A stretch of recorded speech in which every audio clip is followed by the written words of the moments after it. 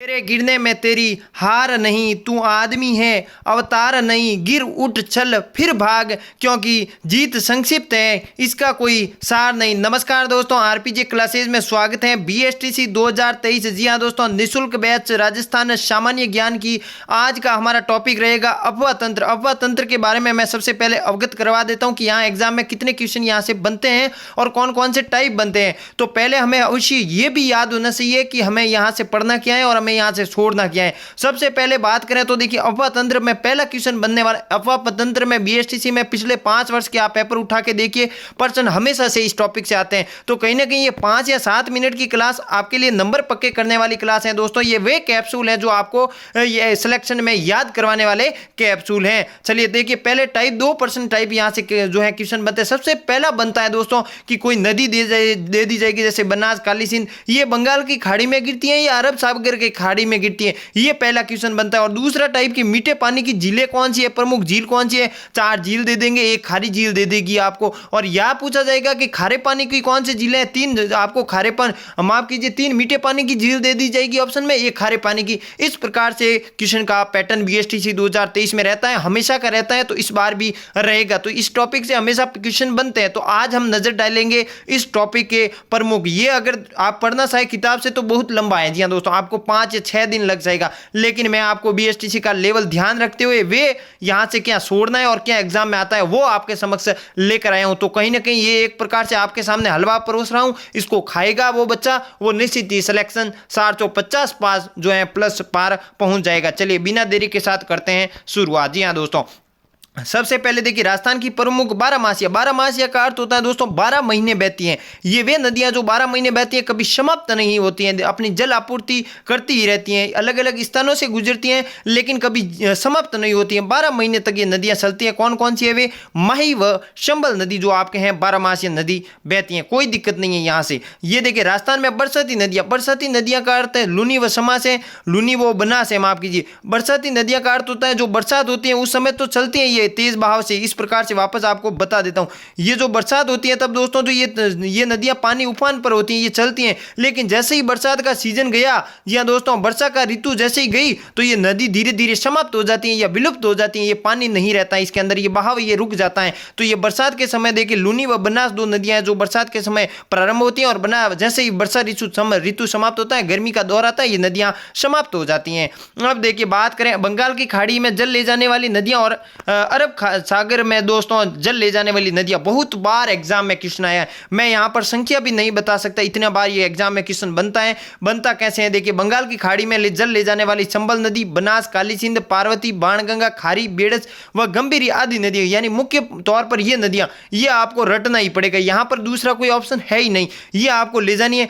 अगर देखिए माफ की बंगाल की खाड़ी देखिए, अगर आप ये बंगाल की खाड़ी में ये नदियां याद कर लेते हो कि बंगाल खाड़ी में ये नदियां ले जाती हैं, तो अरब सागर याद करने की जरूरत नहीं है, क्योंकि ये इसके विपरीत है। यानी अगर आपको बंगाल की खाड़ी में जल ले जाने वाली याद है तो अब आपको प्रश्न आएगा कि अरब सागर में जल ले जाने वाली नदियां, प्रश्न आया कि कौन सी हैं, तो उनमें से अगर ये ऑप्शन में दे दिया जाएगा तो आपको तुरंत पता चल जाएगा कि नहीं, ये तो बंगाल की खाड़ी है और ये इसका राइट आंसर जो है अरब सागर वाला हो जाएगा। इस प्रकार से आप सोचिए। अब देखिए, अरब सागर में जल ले जाने वाली कौन कौन सी नदियां हैं? माही नदी है, सोम, जाकम, साबरमती और लूनी नदियां। लूनी नदी कौन सी है दोस्तों? बरसाती नदी है। कौन सी नदी? बरसाती नदी। तो कोई कंफ्यूजन नहीं है, दोनों में से एक तो रटना ही होगा। ये आपके लिए मैंने जो जहां तक मैं समझा सकता हूं वहां तक तो मैंने समझा दिया, अब इसमें कोई समझाने की बात है ही नहीं, ये आपको तो रटना ही पड़ेगा। चलिए अब देखिए, आंतरिक जल प्रवाह की नदियां, ये भी पूछी जाती हैं कि आंतरिक जल प्रवाह की नदियां कौन सी है। अब जैसे कि ऑप्शन दे दिया जाएगा आंतरिक जल प्रवाह की नदियां कौन सी है, फिर आपको पहले पर दे दिया जाएगा बनास, फिर दे दिया जाएगा माही, फिर दिया जाएगा जो है चंबल नदी, लेकिन फिर चौथा ऑप्शन दे दिया जाएगा कांतली। तो वहां पर आपको क्या राइट करना है? कांतली। तो ये नदियां आंतरिक वाली आपको याद होनी चाहिए। आंतरिक जल प्रवाह यानी आंतरिक अर्थ होता है, देखिए राजस्थान में ये नदियां शुरू होती हैं और राजस्थान में इनका समाप्त हो जाता है, यानी राजस्थान के अंदर ही बहती है। राजस्थान जो है वो राजस्थान बॉर्डर को पार करती हुई, यानी राजस्थान सीमा को पार करते हुए ये नदियां कभी भी राजस्थान से बाहर नहीं जल ले जाते, इसलिए इनको आंतरिक जल प्रवाह कहते हैं। और कांकनी, कांतली, साबिर, गगर, गगर नदी दोस्तों आपके हनुमानगढ़ में है, और ये भी बरसाती नदी भी मान सकते हो। ये हनुमानगढ़ में ये बरसात के समय बहुत ही जो है उफान पर रहती है, फिर इतना जो है ज्यादा इसका नहीं रहता है। और फिर देखिए बाड़ी और रूपनगढ़, ये आपको याद होनी चाहिए। जी हाँ दोस्तों, 6 है दोस्तों, 6 जल प्रवाह नदियां हैं, तो आंतरिक वाली याद होनी चाहिए। चलिए अब बात करें राजस्थान के ऐसे जिले जहां पर कोई नदी नहीं है, मोस्ट इंपोर्टेंट, सीधा एग्जाम में आपको देखने को मिलेगा। बिल्कुल यहां पर कोई भी शब्द आपको यहां से हटने को नहीं मिलेगा, सीधा एग्जाम में आएगा कि राजस्थान के ऐसे जिले कौन से जहां पर कोई नदी नहीं है। या तो वहां पर ऑप्शन में चूरू देगा या बीकानेर देगा, या दोनों भी दे सकता है, लेकिन आपको दोनों याद रखें। चूरू और बीकानेर राजस्थान के ऐसे जिले हैं जहां पर कोई भी नदी नहीं बहती है दोस्तों। क्या है? कोई भी नदी नहीं बहती है। अब बात करें राजस्थान राज्य की सबसे लंबी व सर्वाधिक सतही वाली, जी हाँ दोस्तों, सर्वाधिक सतही वाली नदी कौन सी है? संबल नदी। संबल नदी को ही आपके कामधेनु भी कहते हैं। किस नदी को कामधेनु कहते हैं? संबल नदी को कामधेनु कहते हैं। अब बात करें सर्वाधिक संभाग जहां नदियां हो, ये भी एग्जाम है, सीधे एग्जाम में प्रश्न आते हैं। पहली बात तो ये क्लास आ रही है, तो इसमें एक एक तथ्य इंपॉर्टेंट है, सीधे बीएसटीसी में छपने लायक क्लास है दोस्तों। तो कहीं ना कहीं ऐसी गुणवत्ता युक्त तो पूरे यूट्यूब पर आपको नहीं मिलेगी। मैं ये वादा करता हूं दोस्तों, ये मैं दावे के साथ यहां पर कह सकता हूं कि पूरे यूट्यूब पर अगर आपको बीएसटीसी की ऐसी क्लासें मिल रही है तो मुझे भी बता दीजिएगा। नहीं मिलेगी दोस्तों, इसमें हार्ड वर्क होता है, काफी 6 या 7 घंटे की मेहनत होती है, और इसमें क्या लाना है क्या छोड़ना है वो भी तो समझना पड़ता है। बीएसटीसी का लेवल ध्यान रख के आपके सामने ये हलवा आ रहा है, तो इसको खाइए।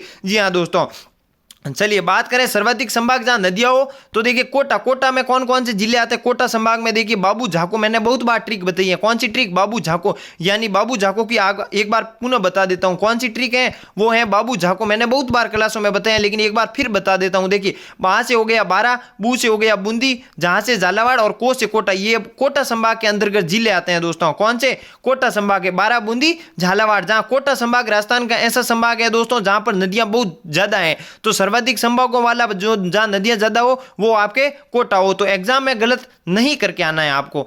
चलिए जलप्रपात से संबंधित एग्जाम में क्वेश्चन आता है कि सूर्य जलप्रपात कहां है, तो वो संबल नदी पर है। और कहां पर है ये बना हुआ? चित्तौड़गढ़ में बना हुआ है। भीमलत जलप्रपात किस नदी पर बना हुआ है? तो मांगनी नदी पर, बूंदी में स्थित है। कोई दिक्कत की बात नहीं होनी चाहिए यहां से। अब चलिए बात करते हैं अंतर्राज्यीय सीमा बनाने वाली राजस्थान की एकमात्र नदी। अंतर्राज्यीय का अर्थ जैसे कि राजस्थान हो गया, राजस्थान के साथ पंजाब लगता है, इस प्रकार से अंतर्राज्यीय। मान लीजिए राजस्थान के साथ हरियाणा लगता है, राजस्थान के साथ मध्य प्रदेश लगता है, इस प्रकार से अंतर्राज्यीय सीमा बनाने वाली राजस्थान की एकमात्र नदी कौन सी है दोस्तों? संबल नदी है। संबल नदी को हमने ऊपर भी पढ़ा, क्या कहते हैं दोस्तों? कामधेनु भी कहते हैं। चलिए बाणगंगा। बाणगंगा दोस्तों बैराट। अब देखिए ये नदियां जो कहां से निकलती हैं, ये भी एग्जाम में क्वेश्चन बनता है, और कहां स्थित है ये प्रमुख रूप से, तो इसके बारे में भी हम अध्ययन करेंगे। बाणगंगा दोस्तों बैराट की पहाड़ियों से निकलती है, जो कि जयपुर से, खारी विजराल ग्राम की पहाड़ियां जो कि राजसमंद से निकलती हैं। कांतले नदी आपके खंडेला शिखर से निकलती है। साबरमती दोस्तों आपके कोटड़ी उदयपुर से निकलती है। बेड़स दोस्तों गोकुंदा की पहाड़ियों से उदयपुर से निकलती है।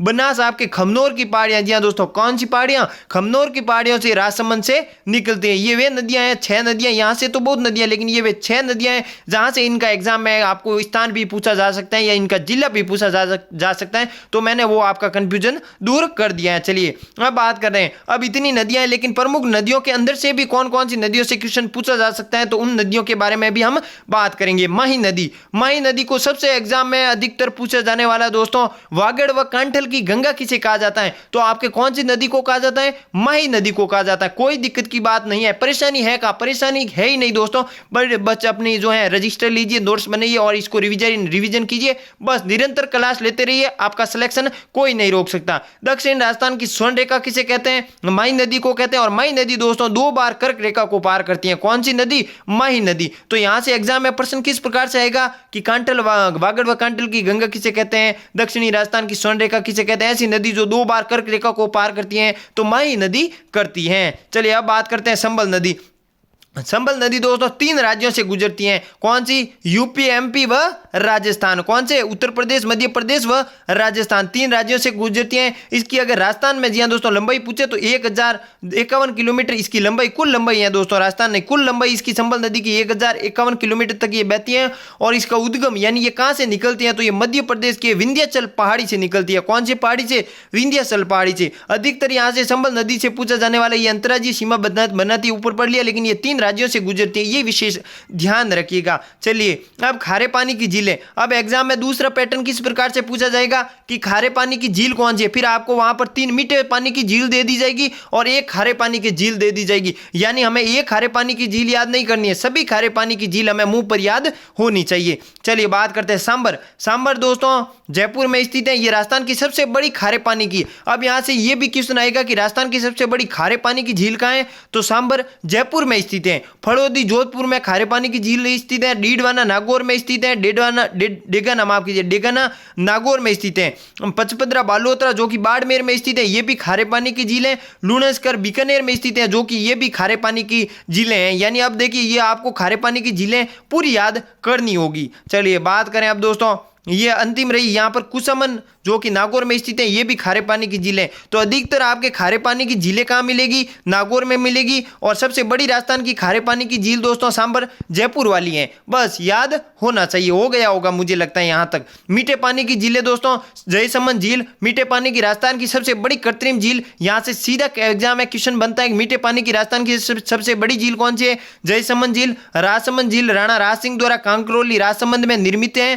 पिचोला झील राणा सांगा के काल में बंजारों द्वारा निर्मित। सीधा एग्जाम में क्वेश्चन ये भी आ सकता है बंजारों द्वारा निर्मित झील कौन सी है, पिचोला झील राणा लाखा के काल में। ये राणा लाखा दोस्तों वही है दोस्तों जिसका जो है राव चुंडा, मैंने वो एक बार जब क्लास ली थी वो कहानी बताई थी कि आपको जो है हंसाबाई को लेके दरबार में जो है जो इसका राव सुंडा के साथ विवाह करने के लिए आए, लेकिन राणा लाखा को गलती से नारियल दे दिया राव रणमल ने। इसके कारण हंसाबाई की शादी राव सुंडा की जगह राणा लाखा के साथ करवानी पड़ी। और राव सुंडा जो है वो ये यहाँ से चला गया और यहाँ से चला गया वसन लेके कि मैं राजा नहीं बनूंगा मेवाड़ का, इसलिए राव सुंडा को भीष्म पितामह कहा जाता है। ये मैंने उस क्लास में बता दिया हूँ, यहाँ पर रिवीजन भी हो जाएगा कि आपको राणा लाखा कौन से हैं। अब बात करें नक्की झील। सीधा एग्जाम में क्वेश्चन आएगा नक्की झील कहाँ स्थित है, तो ये माउंट आबू सिरोही में स्थित है। आना सागर जिसका निर्माण अर्णोराज ने करवाया, ये अजमेर में स्थित है। अब याद कैसे रखें सर, इसकी भी तो ट्रिक बता दीजिए। आना सागर देखिए अ से नाम शुरू हो गया, अर्णोराज ने करवाया, और स्थित कहाँ है, अजमेर। यानी तीनों अजमेर आपको अ दिखेंगे, आना सागर अर्णोराज अजमेर,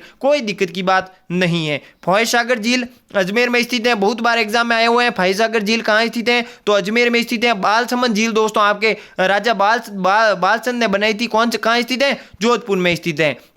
चलिए अंतिम स्लाइड, नदियों पर बने दुर्ग। जी हाँ दोस्तों ये भी एग्जाम में अगला टाइप रहेगा। तीसरा टाइप यहाँ पर क्वेश्चन पूछेगा आपको कि गागरोन का किला किस नदी के स्थित है, भैंसरोडगढ़ दुर्ग किस स्थित नदी पर स्थित है, जी हाँ दोस्तों, और चित्तौड़गढ़ किस नदी पर स्थित है। जी हाँ दोस्तों नदियों पर बने दुर्ग, यानी आप ये क्वेश्चन पूछ सकते हो कि नदियों पर ही दुर्ग क्यों बनते हैं। नदियों पर दुर्ग बनने के लिए 2 कारण है दोस्तों। किसके कौन से कारण, 2 कारण। पहला कारण है कि वहां पर जल की कमी नहीं होनी चाहिए, और दूसरी कारण इसलिए यहाँ पर नदियों पर दुर्ग बनाते थे कि जो विदेशी आक्रमणकारी आते थे दोस्तों उनको रोकने के लिए नदियों को जो है सहारा लिया जाता था, ताकि जो है सीधे आक्रमण वहां उस दुर्ग पर नहीं कर सकते थे। चलिए गागरोन का किला दोस्तों आओ और कालूसिंध, जी हां दोस्तों आओ और कालीसिंध नदी पर स्थित है। भैंसरोडगढ़ दोस्तों भैंसरोडगढ़ दुर्ग भैंसर शाह और रोड़ा व्यापारी 2 व्यापारियों द्वारा निर्मित किया गया। राजस्थान का ऐसा पहला दोस्तों दुर्ग है जो व्यापारियों द्वारा निर्मित किया, वो आपके भैंसरोडगढ़ दुर्ग है। लेकिन आपको यहां पर संबल व बामनी नदी पर स्थित है, इतना याद रख लीजिएगा। चित्तौड़गढ़ दुर्ग गंभीरी व बेड़स नदी के किनारे है, और गढ़ पैलेस यानी गढ़ पैलेस कोटा